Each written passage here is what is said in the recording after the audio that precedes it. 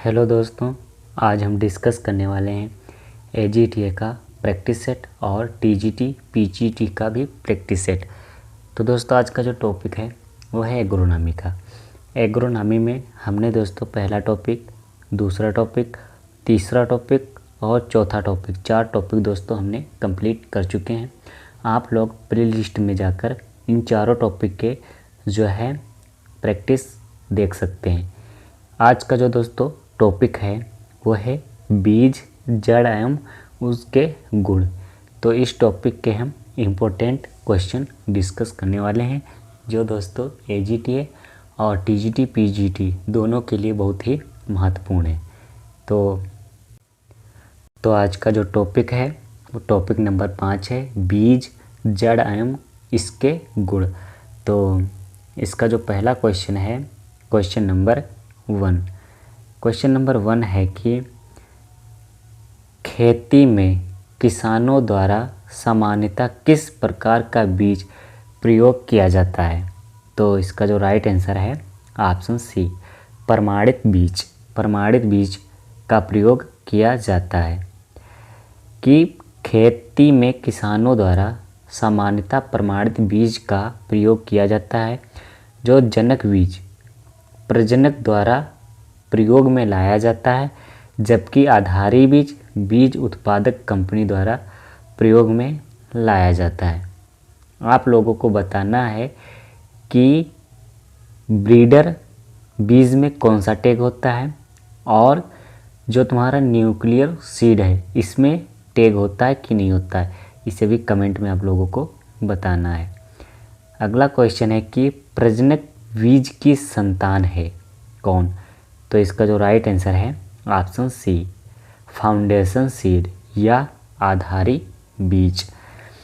देखते हैं इसका डिस्क्रिप्शन कि प्रजनक बीज का संतान आधारी बीज फाउंडेशन सीड होता है, इसके टैग का रंग सफ़ेद होता है। ये वेरी मोस्ट इम्पोर्टेंट है दोस्तों कि पूछता फाउंडेशन सीड का कौन सा टैग होता है, तो सफ़ेद टैग होता है।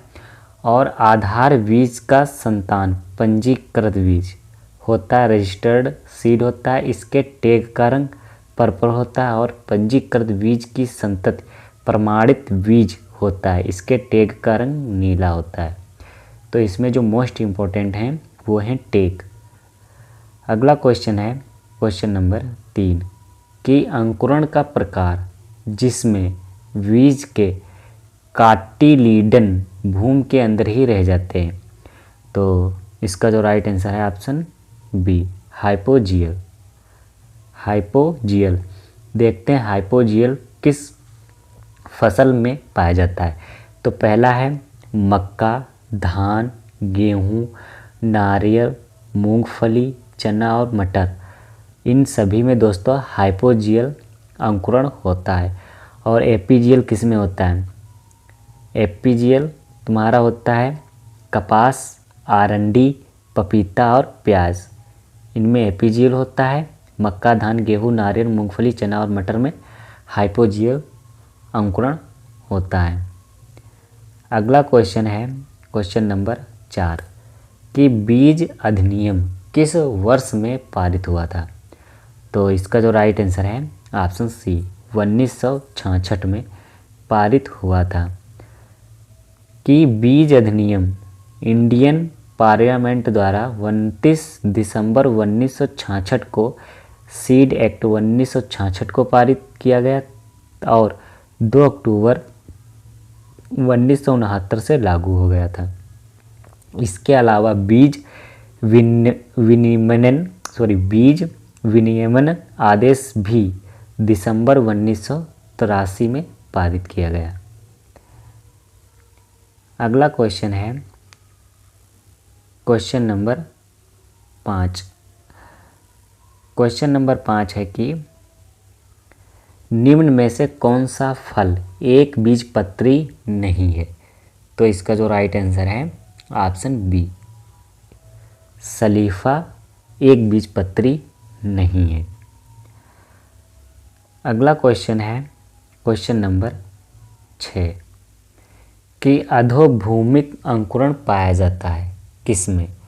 तो इसका जो राइट आंसर है ऑप्शन सी,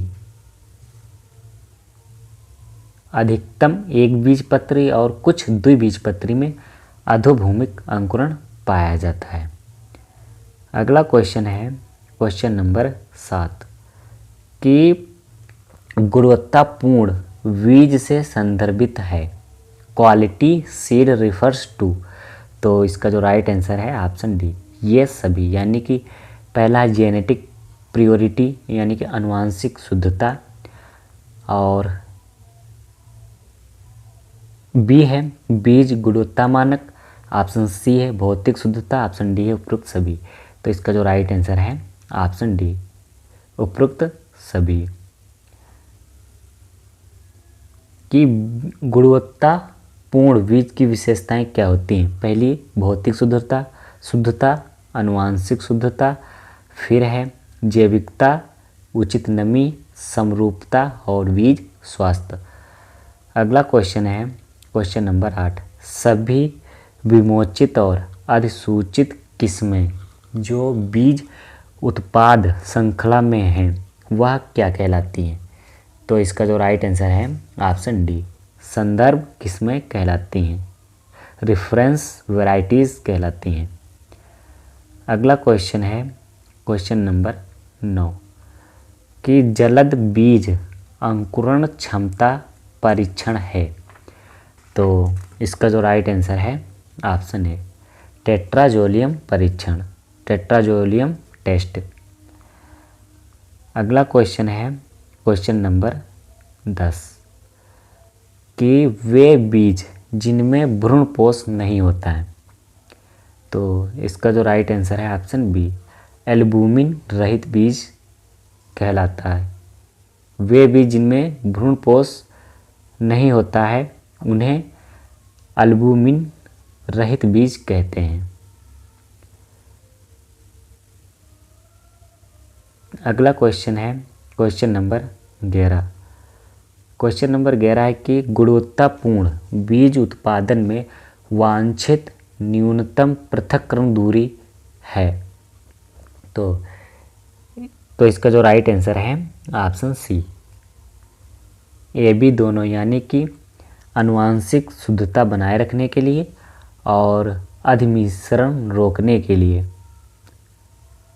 अगला क्वेश्चन है क्वेश्चन नंबर 12।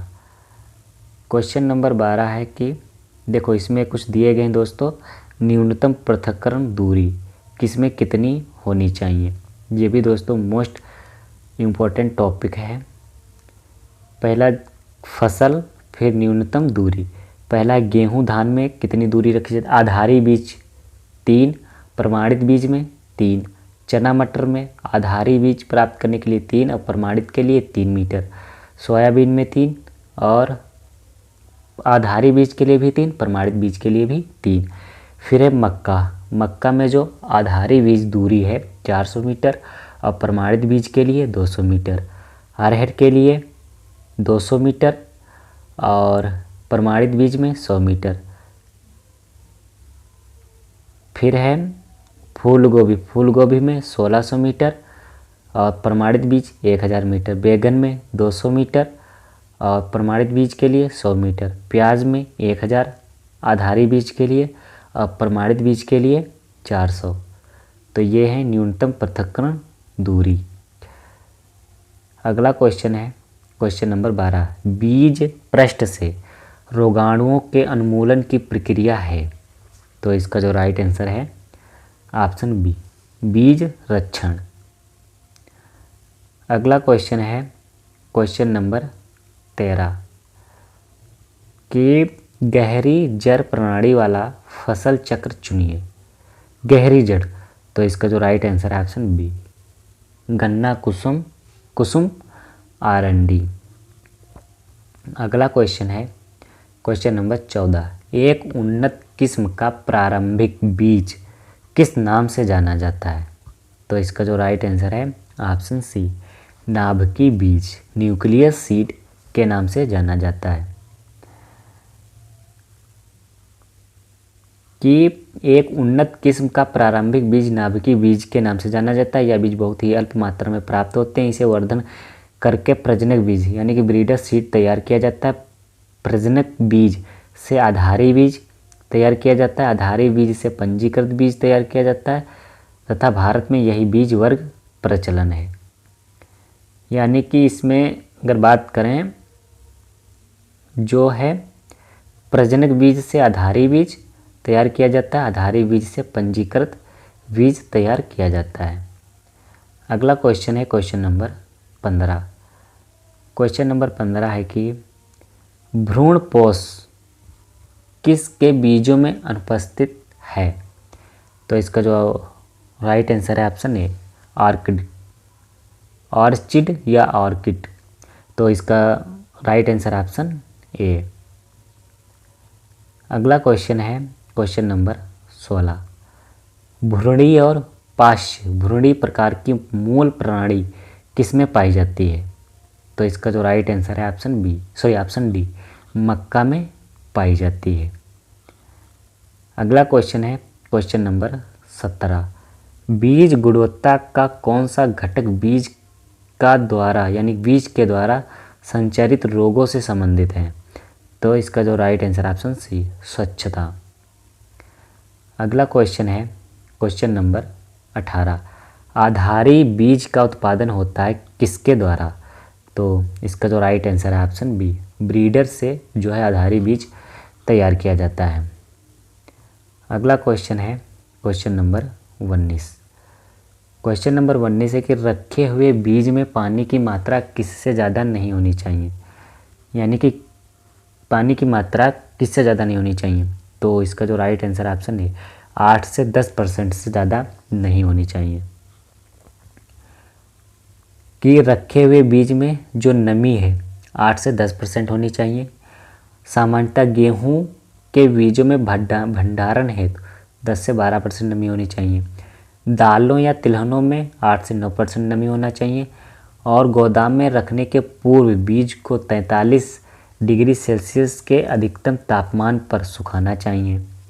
और अधिकांश बीज हैं जो 20 से 30 सेंटीग्रेड पर अंकुरित होते हैं। अगला क्वेश्चन है क्वेश्चन नंबर 20। ग्रोवर के लिए टेग का रंग होता है कैसा? तो इसका जो राइट आंसर है ऑप्शन बी पिंक रंग होता है। अगला क्वेश्चन है क्वेश्चन नंबर 21। बीज का छिलका छीलने में कौन उपयुक्त है? तो इसका जो राइट आंसर है ऑप्शन डी यानी कि गर्म पानी का प्रयोग हम कर सकते हैं बीज को छीलने के लिए। बीज का छिलका छीलने के लिए अम्ल का भी प्रयोग कर सकते हैं और गर्म तापमान का भी। तो इसका जो राइट आंसर है ऑप्शन डी इनमें से सभी का प्रयोग कर सकते हैं। अगला क्वेश्चन है क्वेश्चन नंबर 22। टेस्ट भार कितने बीजों का भार होता है? तो इसका जो राइट आंसर है ऑप्शन बी 1000 बीजों का भार टेस्ट भार कहलाता है। टेस्ट भार कहलाता है कि किसी भी फसल के 1000 बीजों के भार को उस फसल का टेस्ट भार कहते हैं। अर्थात 1000 बीज जितने वजन का होगा वही उस फसल का टेस्ट भार होगा। जैसे कि गेहूं का टेस्ट भार कितना होता है 40 ग्राम, धान का 25 ग्राम, गेहूसा का 2 ग्राम। अगला क्वेश्चन है क्वेश्चन नंबर 23 कि टेट्राजोलियम क्लोराइड किससे संबंधित है? तो इसका जो राइट आंसर ऑप्शन बी ओज से संबंधित है। अगला क्वेश्चन है क्वेश्चन नंबर 24। क्वेश्चन नंबर 24 है कि किस बीज के लिए प्रमाणीकरण आवश्यक नहीं है? तो इसका जो राइट आंसर है ऑप्शन ए ब्रीडर सीड के लिए जो है सर्टिफिकेशन की आवश्यकता नहीं होती है। अगला क्वेश्चन है क्वेश्चन नंबर 25 कि किस फसल के लिए आधारी बीज एवं प्रमाणित बीज की भौतिक शुद्धता 95% मान्य होती है? तो इसका जो राइट आंसर है ऑप्शन डी गाजर की। अब यहाँ पे कुछ फसल और उसके प्रमाणित बीज की भौतिक शुद्धता दी गई है। किस फसल की कितनी भौतिक शुद्धता होनी चाहिए?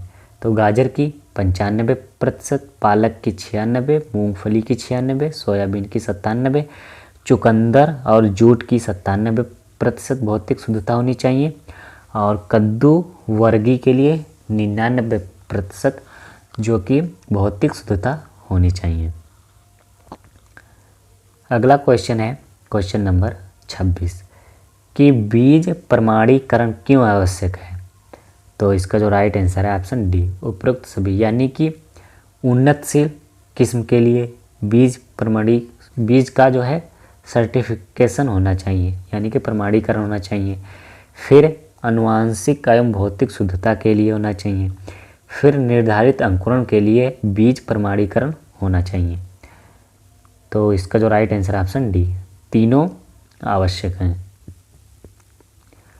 अगला क्वेश्चन है क्वेश्चन नंबर 27, अंकुरण के दौरान प्रांकुर तथा मूलांकुर कहाँ से विकसित होते हैं।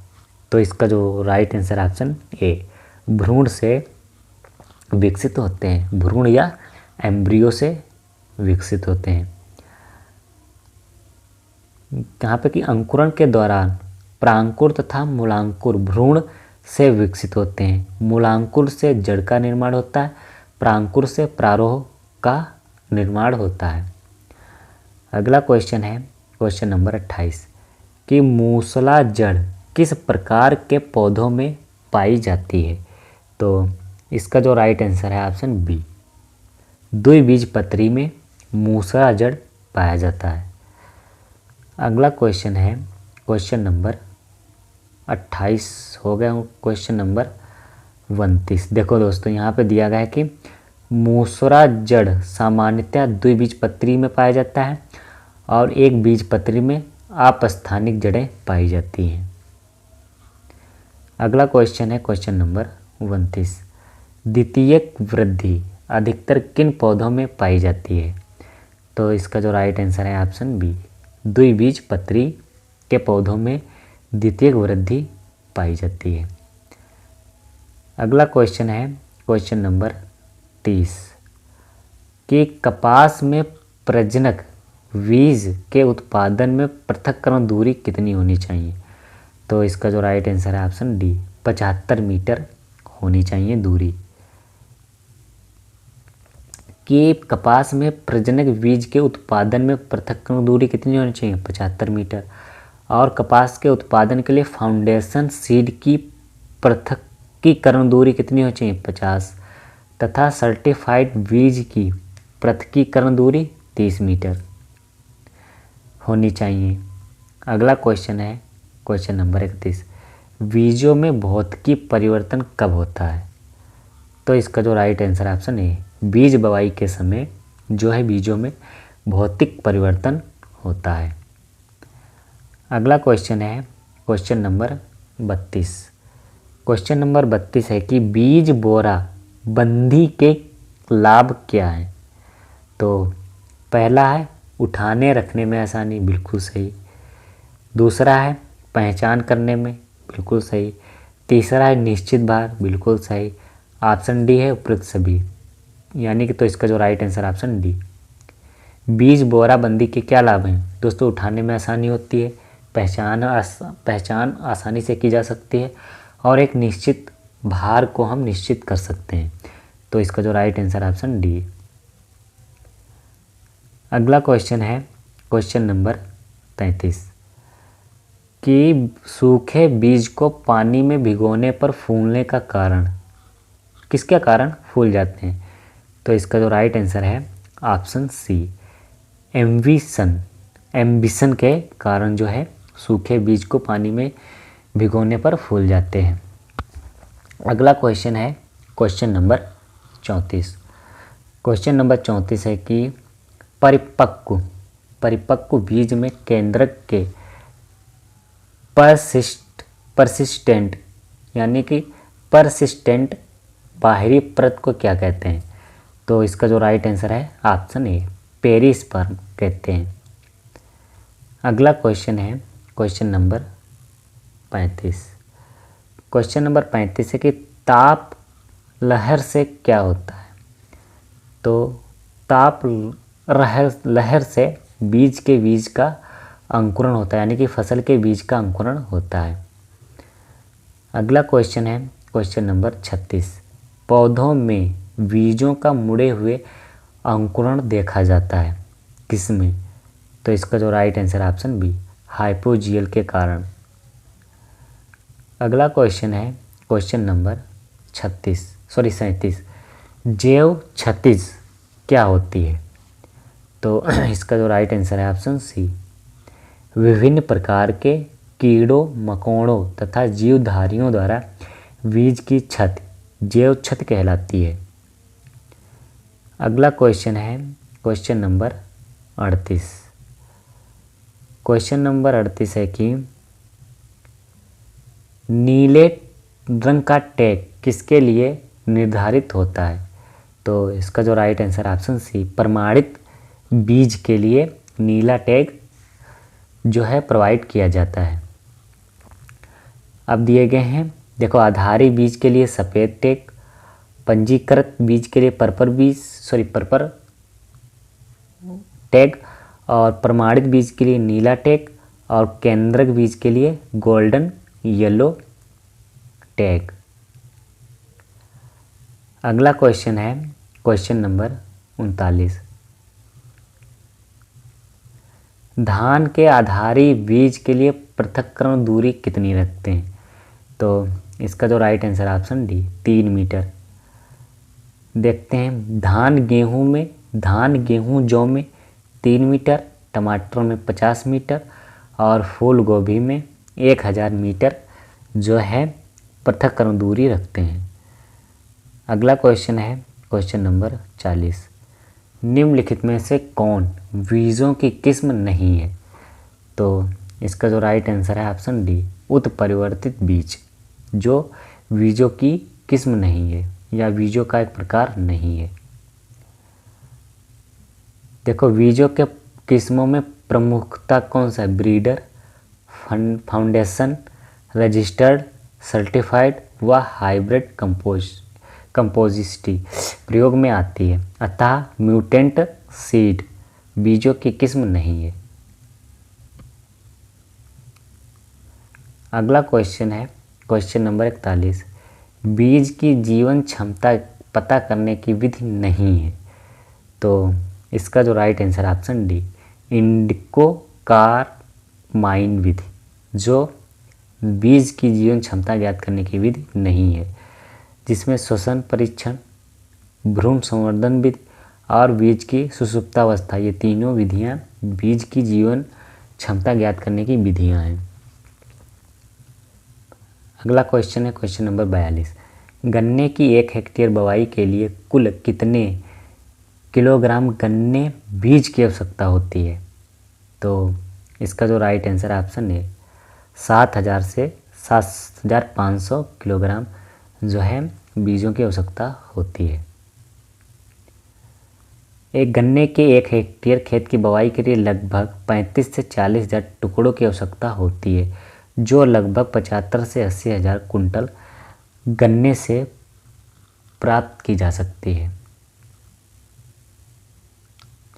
अगला क्वेश्चन 43। सीड प्लांट तकनीक अपनाते हैं किसमें? तो इसका जो राइट आंसर है ऑप्शन बी, आलू में जो है सीड प्लांट तकनीक का प्रयोग करते हैं। आलू में सीड प्लांट तकनीक सन 1967 में पुष्कर नाथ ने विकसित की थी। इस विधि से वायरस मुक्त पौधे प्राप्त किए जाते हैं। यह तकनीक आलू में बीज तैयार करने के लिए प्रयोग की जाती है। अगला क्वेश्चन है क्वेश्चन नंबर 44। प्रति हेक्टेयर आलू के लिए बीज दर कितनी रखते हैं? तो इसका जो राइट आंसर ऑप्शन है 25 कुंटल प्रति हेक्टेयर, यानी कि आलू की 1 हेक्टेयर फसल बोने के लिए 25 से 30 कुंटल 3 से 5 सेंटीमीटर आकार वाले कंद पर्याप्त होते हैं। कंदों के लिए प्रति हेक्टेयर मात्रा कंद के आकार, पंक्ति व पौधे से पौधे की दूरी पर निर्भर करता है। ये क्वेश्चन यूपी पीजीटी सन 2009 में पूछा गया क्वेश्चन है। अगला क्वेश्चन है, जड़ों की वृद्धि में कौन सा पोषक तत्व आवश्यक है? तो इसका जो राइट आंसर है ऑप्शन डी, फास्फोरस। अगला क्वेश्चन है क्वेश्चन नंबर 46। बीज के विकास पर नई नीति अपनाई व लागू की गई कब? तो इसका जो राइट आंसर ऑप्शन डी 1 अक्टूबर 1988 को।